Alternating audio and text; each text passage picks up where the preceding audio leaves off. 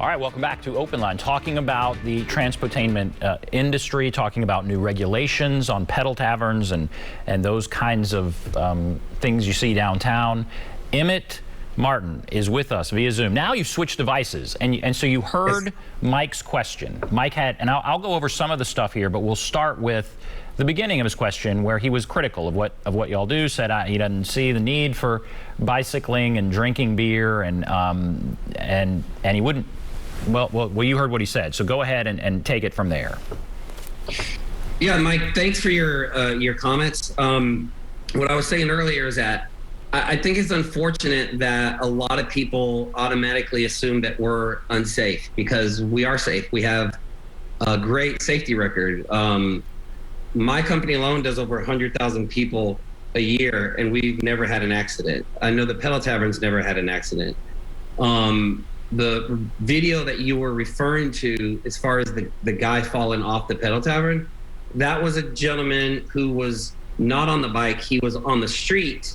He then jumped on the bike, and when they told him to get off, he stumbled off because he was so drunk. He was never even on the bike. So I just wish people would understand that just because they want to assume that we're not safe, it's just not true. We're very safe, very, very safe.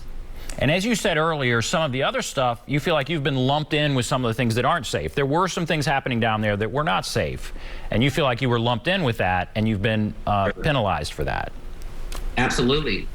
The other side of that is the other gentleman who fell off the bus.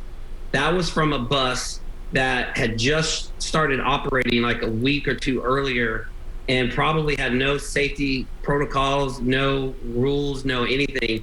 And that's what happened to that. If you look at the vehicles from the legitimate businesses that have, up to 10 vehicles and, 35 people on staff and multi-million-dollar businesses, they're not having accidents because they're operating like any other legit business would. And they have a lot of reasons to make sure that their customers are safe. Now, the other thing he said, golf carts have to go. And again, I think what you're seeing is, people that watch this show, they're just shocked by, maybe they go downtown every once in a while, they're shocked when they see this stuff. They're shocked when they see golf carts, pedal taverns, certainly some of the other stuff that was really crazy, the hot tub and all that. Some of that's gone now. But he says golf carts have to go. He thinks it's out of control. And it speaks to this complicated sort of arrangement, as I said, between the tourism industry and native Nashvillians. Well, first of all, when golf carts first started, probably 5 years ago, there was probably over 100 golf carts out there. There might be 10 or 15 golf carts out there now. I don't know why you would say golf carts are unsafe downtown. They're just like any other vehicle. In fact, I would challenge you and say that Uber and Lyft drivers are the absolute most unsafe thing there are downtown. They stop and let people off and pick people up at stop signs, at stop lights. They do U-turns. They stop going the opposite way. And it's not every driver, but a lot of them do. We have people that come to our business that get dropped off by Ubers, and they drop them off facing I don't know how to say this, they'll go in the opposite lane and drop them off. So they would hit head on. And that happens on a daily basis, but nobody wants to talk about that. So we just look the craziest, so people assume we're the craziest, but it's just not true.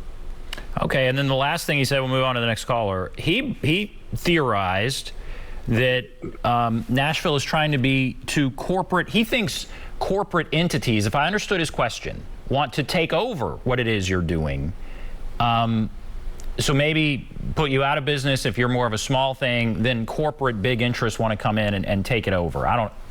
What about that? How small are you? Are you something that's all over the country? Are you right here in Nashville, a local guy? Are you a big corporate thing? What is Sprocket Rocket? Well, is he referring to large corporations entering the same business, or is he saying that the corporations just want to put us out of business, period? I thought he was saying corporations want to put you out of business and then do it themselves. I agree with the part of the Nashville and becoming a big corporate business, there's several articles. I can't quote the person's name. I don't remember it, but there's several articles from large developers that talk about Nashville that used to be cowboys and music, or excuse me, country music.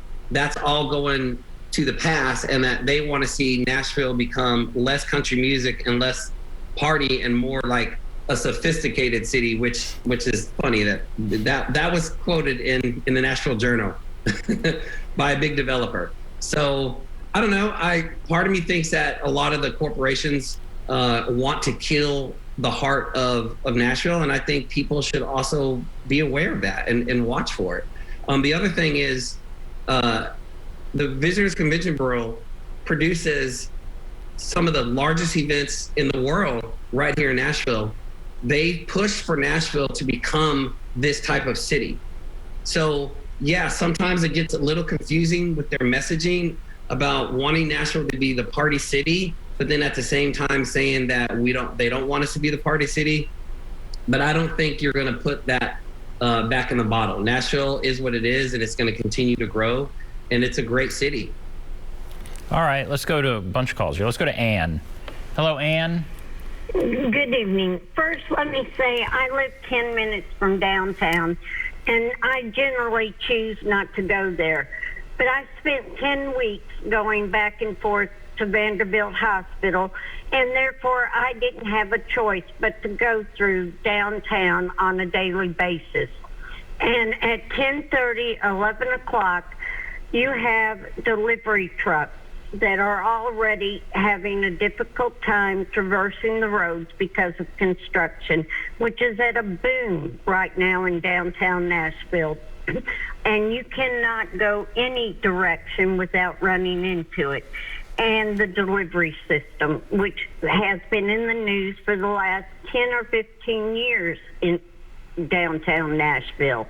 And I'm sure, Mr. Hall, you know that's a fact.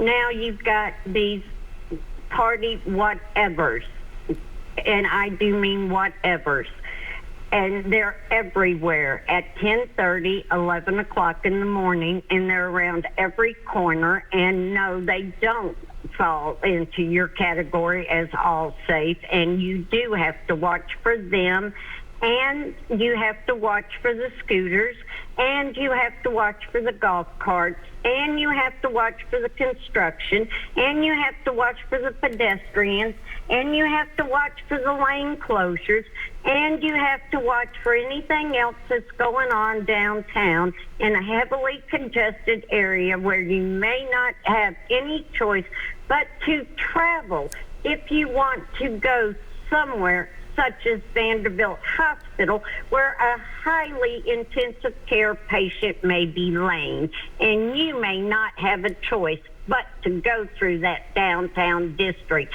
where some drunk may be hanging off a cart in front of you, and it may just be 10:30, 10:45 in the morning. Okay. And I commend the students at HumeFog. I worked in that building for 5 years, and I can assure you, all the buildings that fall in the historic category are uninsulated and are antique for a reason, and none of them are sound protected, and all of them are going to hear all the noise that every drunk that goes up and down Broadway, and that includes our federal courthouse across the street and any other business that may be in a structure that Okay, all falls right, Ann. All right, so all right, do you have a question, or I'm going to let him comment here. A lot of people are going to agree with everything you're saying. Please, go ahead. if you haven't driven downtown yourself at 10, 11, 12, 1, 2, or 3 o'clock yourself, you need to do it. Okay. And that's my question. All right, thank you. All right, when are you allowed to operate? I mean, are people out there peddling and drinking beer at 10 in the morning, 11? You know, what about what she's saying there? Well, thanks for your comments, Ann. We are not allowed to operate between 6 and 9 a.m. and between 4 and 6 p.m. through rush hour traffic. Just like any other business has a legal right to operate, like I don't like strip clubs, but I don't want them to go out of business. It's their right to operate. So I feel like as long as operators are operating morally right and operating with rules and regulations, that we have every right to be in business just as any other company. I also used to live in the Encore downtown, and you can hear everything in the Encore downtown. It's not just us, it's the bars. You can't, if I pull up next to Kid Rock's bar, I have to roll up my windows. Pretty much anywhere on Broadway at night, I have to roll up my windows. So they're allowed to operate like that. They're allowed to be as loud as they want to. Nobody ever complains about them. So I don't understand why people complain about us, but they don't complain about the bars downtown. Part of what I might be hearing from Ann is that she's not differentiating. In a sense, she's complaining about it all. She's kind of fed up with it all. And I bet there are a lot of people like that. And so what do you say to those people? Respectfully move. Okay. I mean, I'm being honest and respectful. I mean, you know, there's going to be things that a lot of people don't like about downtown or any other thing, and you can't please everybody. I mean, we don't like it when the city shuts the streets down for Preds games and for concerts and for big 250,000 people events. The streets get shut down all the time for events. Traffic is disrupted all the time. And there's always going to be something that's going to irritate people. My response as far as getting to Vanderbilt is, you don't have to go on Broadway. You don't have to go onto Munro Street. You don't have to go on KDB. You can get on the highway. Nobody has to go down Broadway to get anywhere. I don't accept that. Now, she also mentioned Hume Fog, and that kind of was front and center in this whole debate, that there are kids down there at that great school, and they are having trouble because of all the noise. What are there changes? What about the noise? How do you deal with that? You know, what about Hume Fog, that high school there? Well, I agree with that, but I will say this. We never heard one complaint from Hume Fog in all the years that everybody's been operating until all of a sudden the city wanted us basically to stop. So I do think there's a little bit of they're using Hume Fog to come at us. With that said, that's fine. I agree that music needs to be turned down. And if there's regulations to force the vehicles to turn their music down going by Hume Fog, then that's what they need. Unfortunately, you're not going to have every operator that wants to do the right thing. Some operators don't care about doing the right thing. And those are the ones that caused all of this commotion. All right. Let's go to Jackson. Hello, Jackson. Yes, sir. Go right ahead. Oh, I hadn't been to Nashville in years, and I remember when I did go down to Nashville to walk down and see what's going on and listen to the music and stuff. I don't remember seeing any pedal cars or any of the other stuff like y'all talking about. Also, I do remember that they had horses and carriages down there at times. But I do remember seeing a lot of people that was at these clubs down through there, and a lot of music. Everybody was down there was drinking and partying and walking out in the street and stumbling around. But I don't see any difference than having other stuff there for people, because this way they're in bunches instead of just all scattered out walking in the street in front of the cars, and that's what it's known for. Is you go down there to party, the cars should make another lane, one of the other lanes where they can get through and not have to go down through that area right there, and let that be the party area, and That's what I'm saying. I was concerned about. I just happened to see this on here.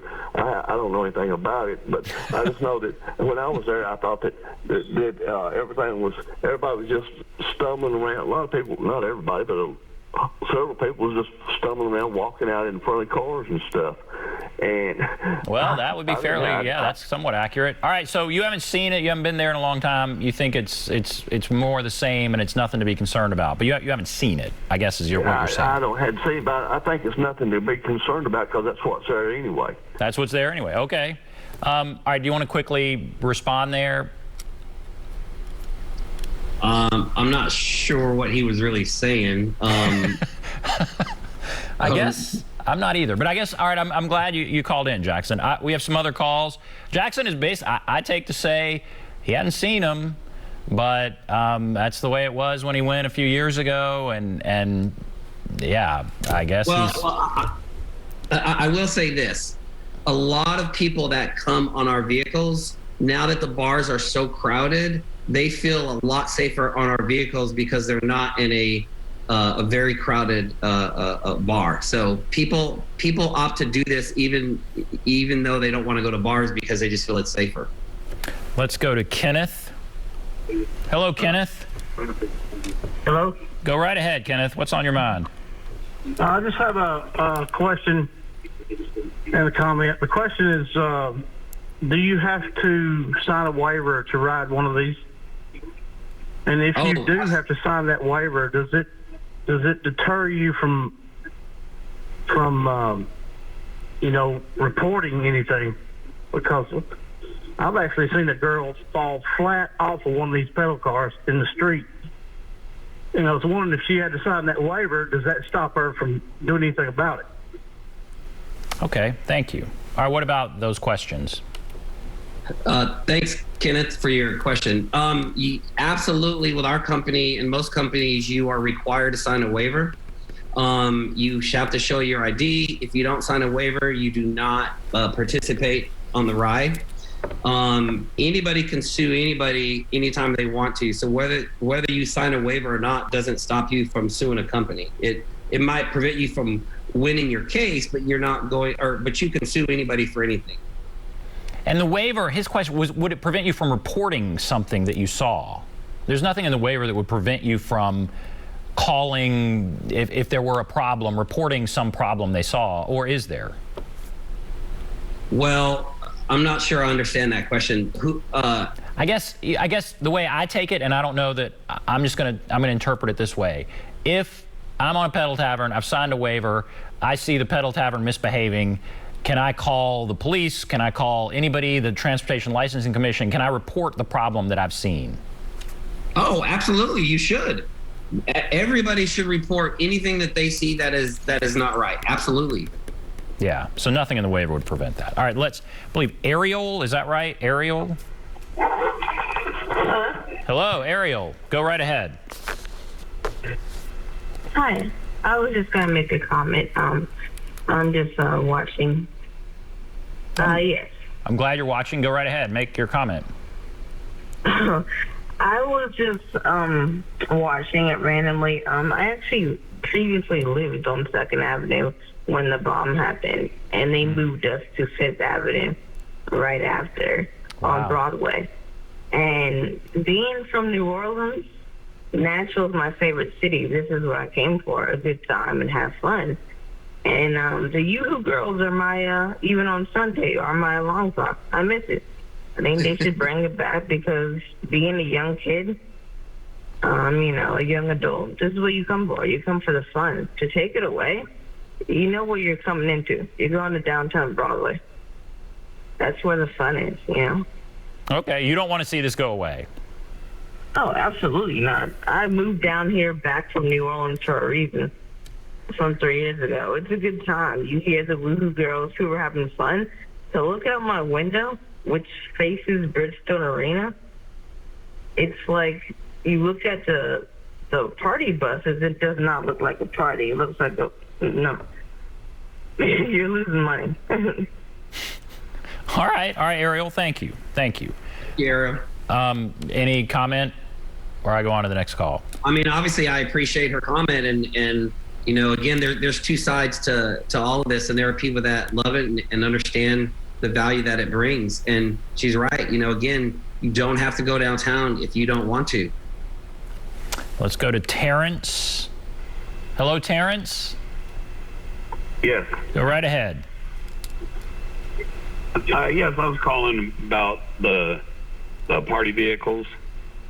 One of the things, a statement, I listened to a couple of other people that were upset about it, and like the city has rules on the noise, and they've had that for, well, the way they explained it, they had it for years, but yet it's like with the Horn Frog School, it's like You're talking Hume Fog. You're talking Hume Fog, right? Hume Fog. Yeah. You see cars go down there all the time that are, huge mufflers and really loud, and they'll just drive right on by, and there's nothing said about that. And the same thing with whatever it was, the hot tub one. The city let that run for over a year with knowing they weren't legal, but now that there's a big fuss over all these vehicles, now all of a sudden they want to come down on them. I have seen a lot of them down there, and as far as traffic goes, I mean, there's more traffic down there with or without them, and I don't understand why people, you're in a city that's growing, so my comment is, why would people be so upset when your city's growing? I mean, I know when the mayor tried to pass a 32% tax, I didn't want to pay it. And, if all these industries go away, and our taxes are going to go up, so I don't understand why there's so many people that don't like them when I see, that's keeping my taxes lower. Okay. All right. I appreciate that. All right. What do you want to say to that? Thanks for your comment, Terrence. I agree. There's a lot of things downtown that are making a lot of noise. Nobody ever says anything about it. We pay a lot of money in taxes. There's a lot of revenue that these vehicles bring. So again, it all goes back to regulate us, get the bad actors out of there, and everything will start to sort of settle into its place. With regulation, do you think this industry can coexist with Hume Fog? Do you feel like that high school there, some of these problems they were talking about will go away? You can coexist. Look, I hold us to the same thing that I would tell anybody that's calling in or anybody that's out there that says we hate getting behind you. We don't have to go by Hume Fog. My company doesn't go by Hume Fog. No company has to go by that high school. So it's a very simple fix. Don't go by the high school. Right. Okay. All right. We will take a break. Come back. Continue the discussion. Be back right after this.